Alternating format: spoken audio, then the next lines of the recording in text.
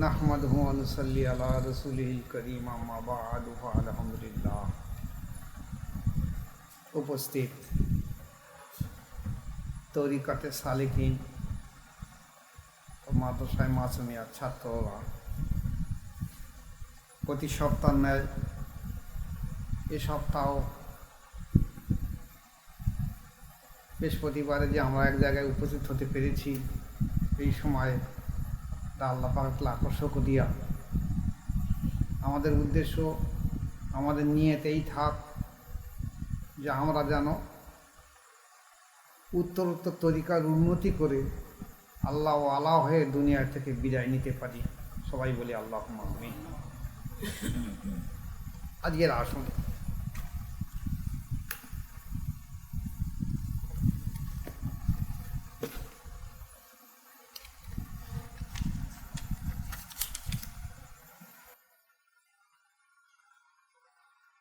আমরা যে ইবাদত করি, নামাজ, রোজা, কলেমা, হজ, যাকাত, দান, সাদকা, এমন কোনো মানুষ নেই যে ভালো কাজ করিনি। বরঞ্চ আমরা দেখেছি যে একটা সাধারণ মানুষ যদি কেউ দান চায়, 10 টাকা দেয়, একটা 2 নম্বরই লোক যে ফাও পয়সা আয় করে, সে বলে 100 টাকা দেবে।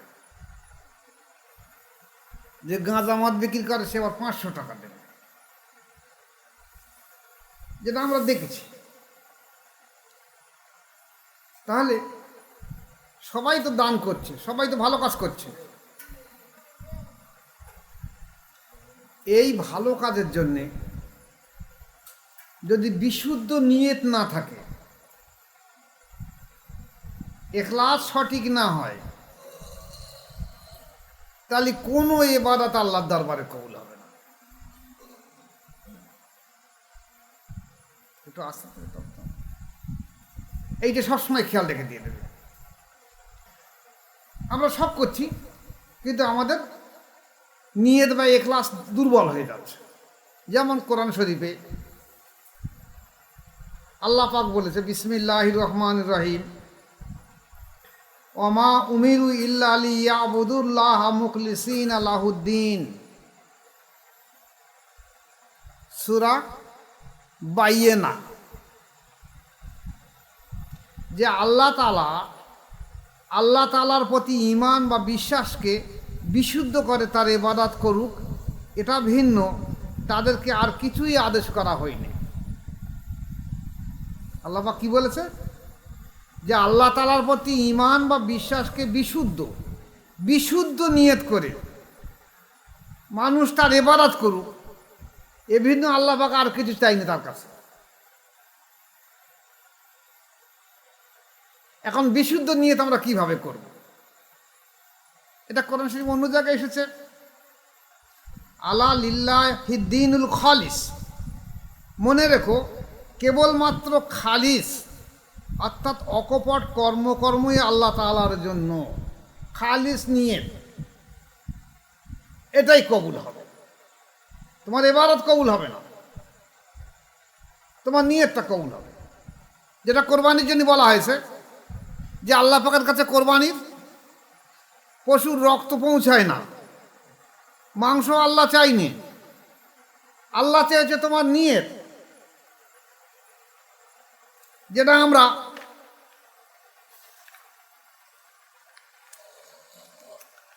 বলেও থাকি, ইন্না সালাতি ওয়া নুসুকি ওয়া মাহাইয়া ওয়া মামাতি লিল্লাহি রাব্বিল আলামিন। যে আমার আল্লাহ, আমি বলছি, আল্লাহ আমার নামাজ, আমার সালাত, আমার কোরবানি, আমার জীবন, আমার মৃত্যু, আল্লাহ পাক সব তোমার জন্য। সূরা আনাম। তাহলে সব আমরা আল্লাহর জন্য বলছি, কিন্তু নিয়ত অন্যটা থাকছে। এই নিয়তের কারণে আমার কোনো ইবাদত আল্লাহর দরবারে কবুল, বিশুদ্ধ নিয়ত করতে হবে। যেটা সম্পর্কে মাআজ রাদিয়াল্লাহু তাআলা আনহুকে রসুল পাক সাল্লাল্লাহু আলাইহি ওয়াসাল্লাম বলতেন, এই মা শুনে রেখে দাও, ইখলাসের সহিত অর্থাৎ সঠিক বিশ্বাসের সঙ্গে ইবাদত করো। সেই ইবাদত যদি অল্প হয় আল্লাহ পাকের কাছে তাই যথেষ্ট তার জন্য, তোমার জন্য তো বড় ইবাদত না। খালিস নিয়েতে ইবাদত করো, যদি অল্প হয় তাই যথেষ্ট। হযরত আবু সুলাইমান রাহমাতুল্লাহ আলাইহি বলেন, যে ব্যক্তি সারা জীবন ধর্মপথের দিকে অন্তত একটি কদম ওই ইখলাসের সহিত চলেছে, এক পা, যাতে কেবলমাত্র আল্লাহর সন্তোষ ভিন্ন আর কিছুই নাই, যে আল্লাহর সন্তুষ্টির জন্য আমি একটা কদম এগিয়ে গেছি, ওই ব্যক্তি হলো সৌভাগ্যবান। আল্লাহর সন্তুষ্টির জন্য পুরো নিয়ত করেছে। এই ইখলাস সম্পর্কে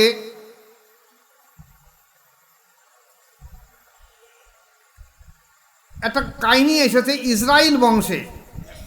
ইসরাইল বংশে একজন একটা আবেদ লোক ছিল।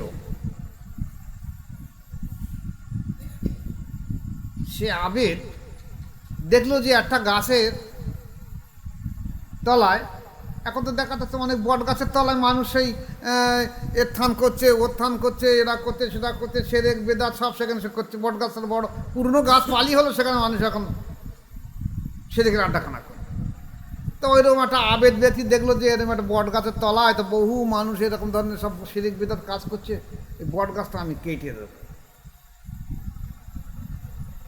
তা কেটে দেবো বলে নিয়ত করে একটা কুরুলে সকালবেলা যাচ্ছে। শয়তান দেখলো যদি বট গাছটা কেটে দেয় তাহলে তো আমার উদ্দেশ্য বাতিল হয়ে যাবে।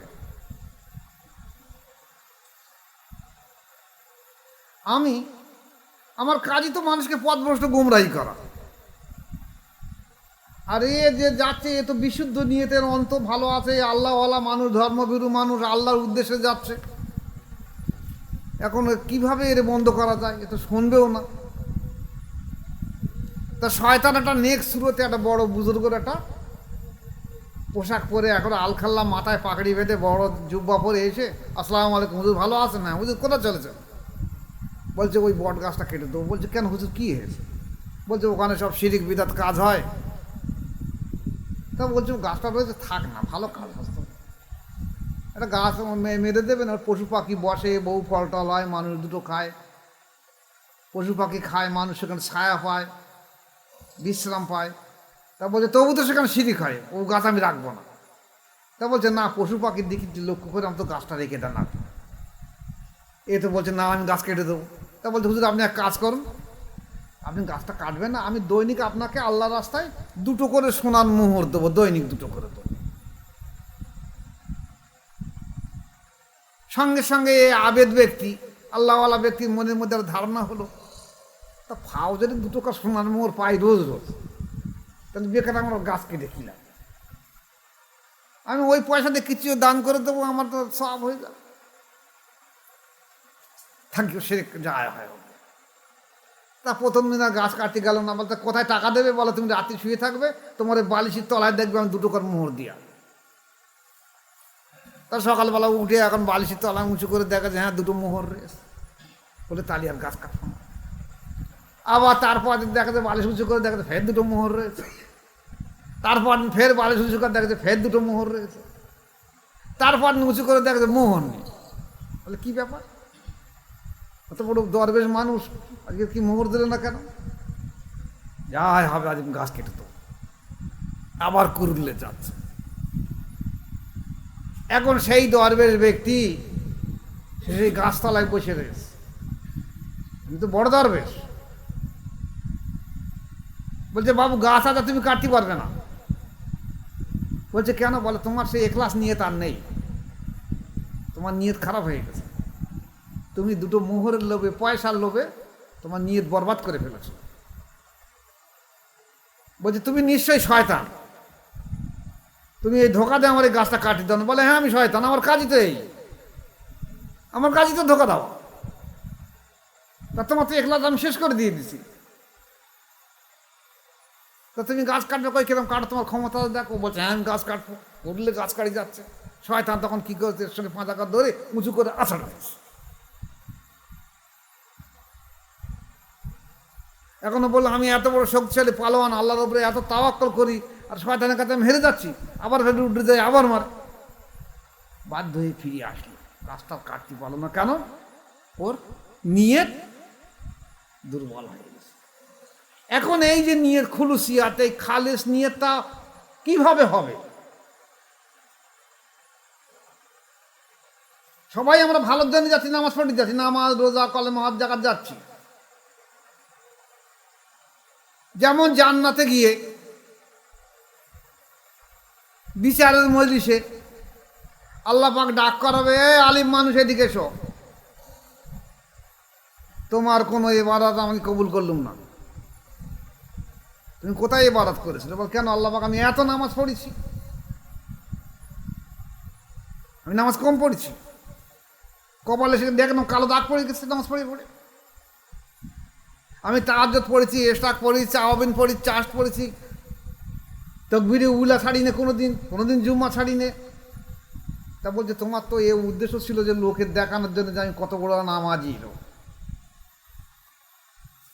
তোমার ইখলাস নেই আমার উপরে, অর্থাৎ তোমার কোন ইবাদত আমি কবুল করি না। তোমার খাতা দেখো শূন্য, এই দেখো তোমার খাতা, তোমার ইবাদত খাতা, যে ফেরেশতা লিখে দেখো শূন্য খাতা, কিচ্ছু নেই তোমার সব, তোমার ইখলাস নেই বলে তাই খুলুসিয়াত নেই। আবার একজন ব্যক্তিকে ডাকা হবে, সে বিরাট বড় মাওলানা,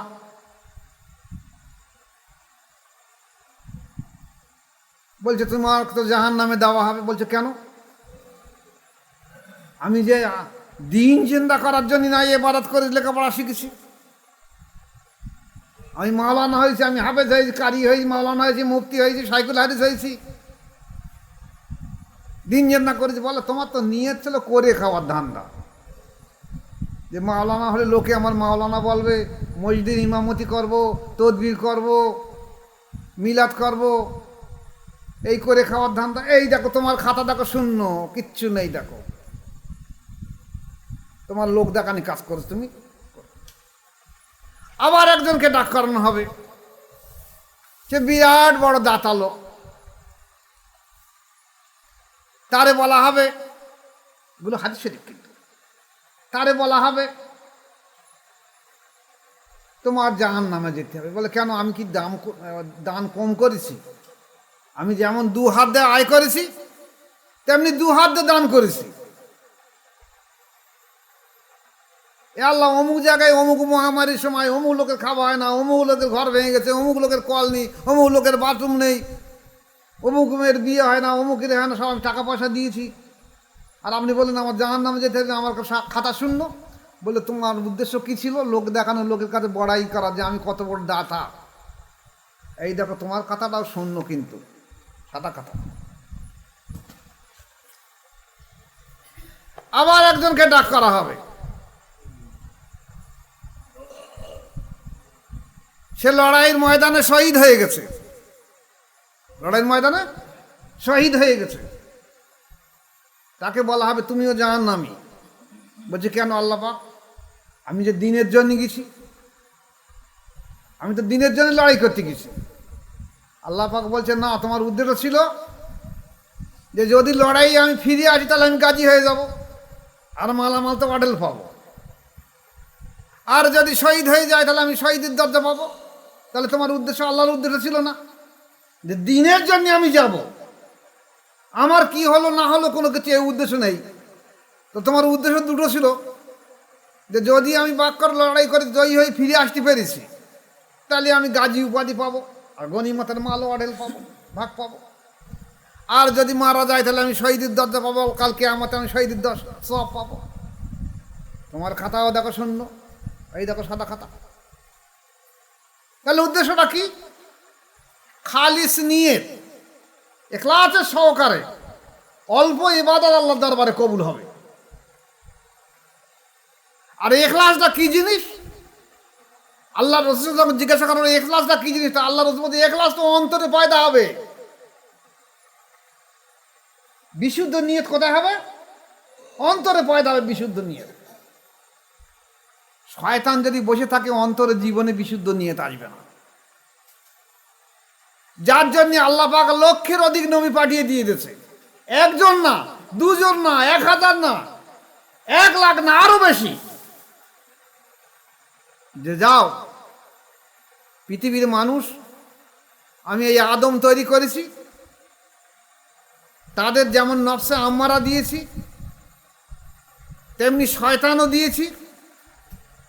এর ধোকায় পড়ে তারা বিভিন্ন রকম অসৎ কাজ করবে।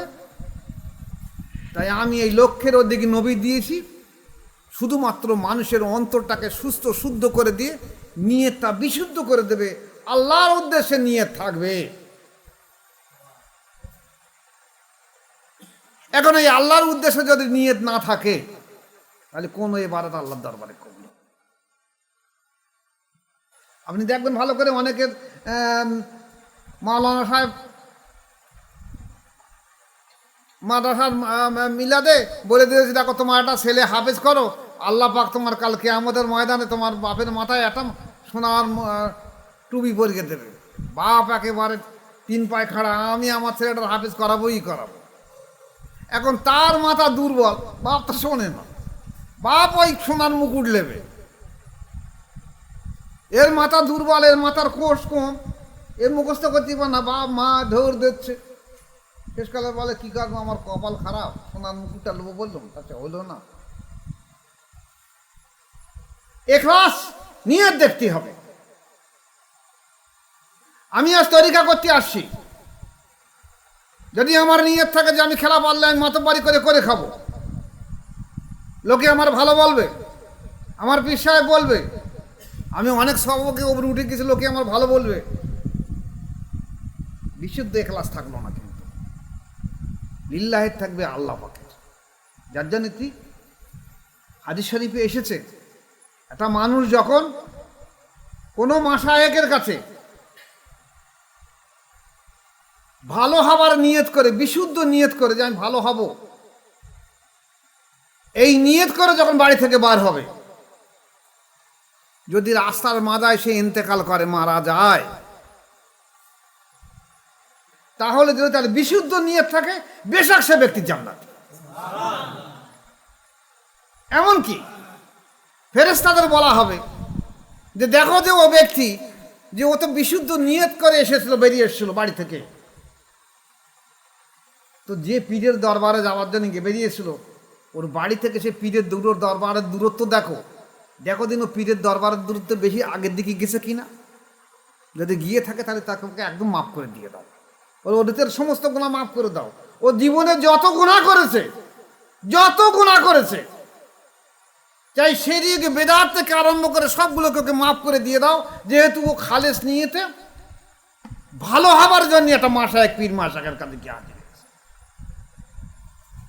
আর যদি কেউ মনে করে যে আমি মাশায়েখের কাছে যাবো, আমি মাওলানা হব, আমি মুফতি হব, আমি কারি সাহেব হব, কি আমি একটা বড় সম্মান পাবো, আমি পীর সাহেব হব, হয়ে আমি করে খাবো দুনিয়ায়, এটা বিশুদ্ধ নিয়ত নয়, এর কোনো লাভ হবে না। এই কারণেই দেখা গেছে বহু আল্লাহ ওলির দরবারে বহু মানুষ গিয়েছে, বহু মানুষ ঈমান নিয়েছে, কিন্তু বহু মানুষ পথভ্রষ্ট হয়ে গোমরাহী হয়ে চলে গেছে। অনেকে হিংসা নিয়ে চলে গেছে, অনেকে অহংকার করে চলে গেছে, আবার অনেকে এমনি এমনি ধ্বংস হয়ে গেছে। তা না হলে যে পরিমাণ মানুষ আল্লাহর ওলিদের কাছে বায়াত গ্রহণ করছে সারা বিশ্ব জুড়ে এই পর্যন্ত করে এসেছে, যদি বিশুদ্ধ নিয়ত সবার থাকতো, তাহলে পৃথিবীতে আলে বাদ ছাড়া একটা মানুষ থাকতো না, নাকি বলো? একটা মানুষ থাকতো না পৃথিবীর মুখে। তাহলে আমরা কি করব? আমরা নিয়ত রাখবো এইভাবে, বিশুদ্ধ নিয়ত। এই বিশুদ্ধ নিয়তের আসবে এইভাবে, আল্লাহ প্রদত্ত তাওয়াজ্জুহ ফয়েজের মাধ্যম দিয়ে। ভালো করে খেয়াল করবেন যে রাসূল পাক সাল্লাল্লাহু আলাইহি ওয়াসাল্লাম হযরত ওমর রাদিয়াল্লাহু আনহুকে জিজ্ঞাসা করেছেন, এ ওমর রাদিয়াল্লাহু তাআলা আনহু, তুমি কি আমাকে ভালোবাসো? কারণ রসুলকে ভালোবাসা হলো ইমানের অংশ, ইমানের অংশ। বলছি ইয়া রাসূলুল্লাহ, আমি আপনাকে ভালোবাসি। বলছি কতটা ভালোবাসো? বলছে আমার ধন সম্পত্তি, বিবি, বাল বাচ্চা, মা বাপ সবার থেকে আপনাকে বেশি ভালোবাসি, শুধু আমার জীবনটাকে একটু বেশি ভালোবাসি, তারপর আপনাকে ভালোবাসি। হুজুর পাক সাল্লাল্লাহু আলাইহি ওয়াসাল্লাম কি বলছেন? জয় ওমর রাদিয়াল্লাহু তাআলা আনহু, তুমি এখনো পূর্ণ মুমিন হতে পারলে না, তোমার ইখলাস এখনো বিশুদ্ধ হয়নি, পূর্ণ মুমিন হতে মানে বিশুদ্ধ হয়নি। উনি চিন্তা করলেন আমার কোথায় দুর্বলতা, আমি তো বুঝতে পারছি না। তখন হুজুর পাক সাল্লাল্লাহু আলাইহি ওয়াসাল্লাম কি করলেন? ওনার হাত মোবারক ওমর রাদিয়াল্লাহু সিনার উপরে কিছু সময় রাখলেন, কিছু সময় রাখার পরে হাত মোবারক সরিয়ে নিলেন।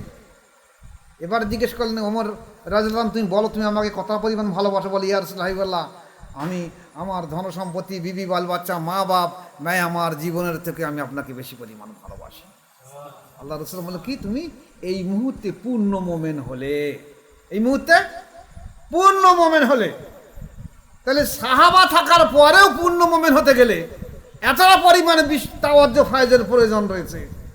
আর আমি যদি মনে করি আমি 1 লতিফা 2 লতিফা 4 লতিফা কাজ করেছি, আমি একজন হয়ে গেছি, আমি 10 লতিফা 20 লতিফা কাজ করেছি, আমি একজন হয়ে গেছি, আমি পিসা হয়ে গেছি, আমি খেলাফত পেয়ে গেছি, আমি একজন হয়ে গেছি, কিচ্ছু হতে পারে না। ইখলাস আল্লাহ পাকের দরবারে বিচার হবে, ইখলাস নিয়ত কি। তাই আমরা যারা উপস্থিত আছি আমরা এই নিয়ত রাখি যে আমরা বিশুদ্ধ নিয়ত ছাড়া এক পাও চলবো না। জীবন দিয়ে যতদিন বেঁচে থাকবো ইসলামের উপরে টিকে থাকবো, এবং কোনো রকম রিয়া যেন আমাদের ভিতরে না থাকে, তাহলে আমাদের কোনো ইবাদতগুলোকে কিন্তু বাতিল হয়ে যাবে। আল্লাহ আমাদের প্রত্যেককে বিশুদ্ধ নিয়ত, বিশুদ্ধ অন্তর নিয়ে টিকে থাকার তৌফিক দেই। সবাই আমলি আল্লাহুম্মা আমিন। এখন এই বিশুদ্ধ নিয়ত আপনি বিচার করবেন কি করে? ইখলাস আমি একটা সংজ্ঞা দিয়ে দিয়েছি, ভালো করে ধরে রেখে দেবেন। যত বড় মাওলানা, মৌলভী, হাজি সাহেব, গাজী সাহেব, শাইখুল হাদিস হোক, আপনি জিজ্ঞাসা করেন, ভাই আপনি কোথায় বায়াত আছেন? আপনার কি অন্তর আল্লাহ জেকেরে আছে, জারি আছে? যদি না থেকে থাকে তাহলে মনে করেন বিশুদ্ধ নিয়ে তোর অন্তরে পৌঁছানো, ওটাও অন্তরে পৌঁছাবে। যেসব নামাজি মসজিদে যাচ্ছে, যারা হজ পাকে যাচ্ছে, ভালো কাজে যাচ্ছে, কোরবানি করছে, দান সাদকা করছে, তাদেরকে জিজ্ঞাসা করবেন, ভাই আপনি কোনো জায়গায় বায়াত আছেন?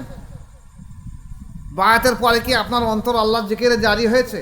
নতুবা তো শয়তান আপনার অন্তরে থাকবে, আর শয়তান থাকলে আপনার অন্তর নিয়ত কোনো সময় বিশুদ্ধ হবে না, শুদ্ধ নিয়ত হবে না। এইভাবে ধরে দেখে নেবেন যে অন্তর শুদ্ধ সুস্থ কিনা, বিশুদ্ধ নিয়ত আছে কিনা আছে। এই টোটকায় এই ওষুধই সব ধরা পড়ে যাবে সব। তাই হাফেজ কারি, মাওলানা, মুফতি হোক, নামাজি হোক, হাজি সাহেব হোক, বা কোরবানি দাতা হোক, দান সাদকা যেই হোক, প্রত্যেকে এইটিকে খেয়াল রেখে দেবেন। এর পাশাপাশি আপনাদের কাছে আমি আর একটা অনুরোধ রাখবো শেষকালে। দেখেন, আমার বয়স যেমন 66 বছর, আপনাদের বয়সে অনেকে দেখা যাচ্ছে 70, কারো 75, কারো 50, কারো 40, কারো 60। মানে আমরা জীবনের অর্ধেক রাস্তা পার হয়ে এসেছি। এখন যদি আমরা আমাদের সন্তানগুলোকে না এর মধ্যে ঢুকিয়ে দিয়ে দেই, আহলে বায়াতের মধ্যে, তাহলে হবে না কি? আমি পর্দা নেওয়ার পরে আমার সন্তানরা আবার কি করবে? ওই ইউটিউব দেখবে, ওই আলহাদি, সালাফি, লামজাবি, জামাত ইসলামী, যাদের ওয়াবি, দেওবনীদের বহু ইউটিউব দেখবে, বহু কেতাব পড়বে, দেখে দেখে দেখে দেখে দেখে দেখে বলবে আমার বাপ একটা পথভ্রষ্ট গোমরাই মানুষ, ভুল করে গেছে, এরাই এখন ঠিক করতেছে। ওই জাকির নায়েক ঠিক করছে, ওই অমুক ঠিক করছে, তমুক ঠিক করছে বলে সে আবার ওই মত পথে ঢুকে যাবে। তাই সাহাবায়ে কেরাম রাদিয়াল্লাহু তাআলা আনহুদের নিয়ত ছিল কি? একটা সন্তান ভূমিষ্ঠ হলে আমরা যেরকম করি কি, সে 6 মাস হয়ে গেলে গালে একটু ক্ষীর দেয়, দেখেছেন তো? এক এক জায়গায় এক এক রকম নাম বলে, কেউ বলে পানি চাকা বলে, কেউ বলে একটু গালে ক্ষীর দেওয়া। তো সেই মসজিদে নিয়ে যায়, কারণ তারা গ্রামের মানুষ জানে যে মোটামুটি গ্রামের মধ্যে ইমাম সাহেব একটু ভালো মানুষ হয়। সে যে কী ক্যাটাগরি এখন বর্তমানে যারা তরিকা করে তারা বুঝতে পারতেছে। সারা জায়গায় খেয়ে লোক, এখন তারই কাজটা বুঝে মানুষ, সাধারণ মানুষ বিশ্বাস করে নিয়েছে, হুজুর একটু আমার এই বাচ্চাটার গালে একটু খিলতে দেন, আর একটু ডাব নিয়ে যায়, একটু কেটে এই পাঁজে একটু বাচ্চাটা গালে দিয়ে দেন, হাজার বাচ্চাটা ভালো হয়, ভালো। কিন্তু রসুলের পাক সাল্লাল্লাহু আলাইহি ওয়াসাল্লামের জামানায় কি ছিল? একটা সন্তান ভূমিষ্ঠ হবার সঙ্গে সঙ্গে বাচ্চাটাকে আল্লাহ রসুলের কাছে নিতে রাসূলুল্লাহ, আমার একটা সন্তান হয়েছে, একটা আহলে বায়াত জন্ম হয়েছে দুনিয়ার বুকে, ইসলামের একটা ভাই এসেছে, আজ আমরা একটা সংখ্যায় একজন বেড়ে গিয়েছি রাসূলুল্লাহ হাবিবাল্লাহ। আপনি দোয়া করুন যেন এই আহলে বায়াতের মধ্যে টিকে থাকে, আর আপনি এটাকে কবুল করে নেন। রাসূলুল্লাহ পাক সাল্লাল্লাহু আলাইহি ওয়াসাল্লাম কি করলেন? জিভে থুতু লালা মোবারক নিয়ে কিংবা একটু খোরমা চিবিয়ে জিভে লালা মোবারক সঙ্গে গালে দিয়ে দিতেন, আর বলতেন, যাও বাবা, আল্লাহ তো যখন 6-7 বছর বয়স হবে, ভাষা কথা বলতে থাকবে, তখন এসে আমার কাছে বায়াত হয়ে যাবে, এখন আমি তোমাকে কবুল করে নিয়েছি, তুমি আহলে বায়াতের সন্তান হিসাবে।